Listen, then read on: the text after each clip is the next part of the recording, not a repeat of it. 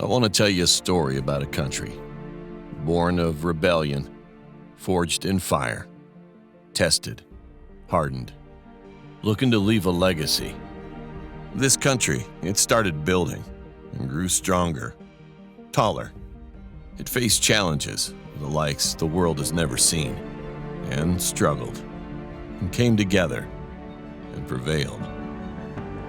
I want to tell you about George and Abe and Harriet, about FDR and Rosie, and the boys who went to work above the clouds.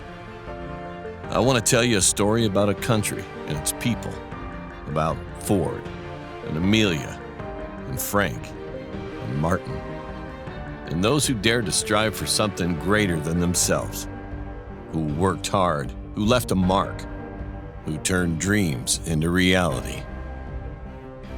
And still, there was hardship. The road was not easy. There was danger and adversity, disaster, destruction, and tragedy.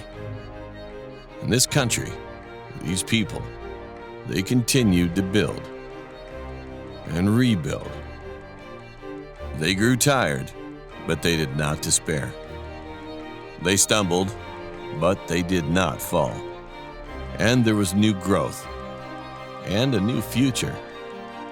There was adaptation, research, science, technology, innovation, and revolution. This country continued to thrive and to flourish, embraced harmony and sustainability.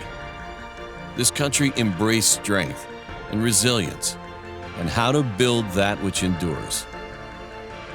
I want to tell you a story about a country, the legacy of America, the legacy of steel.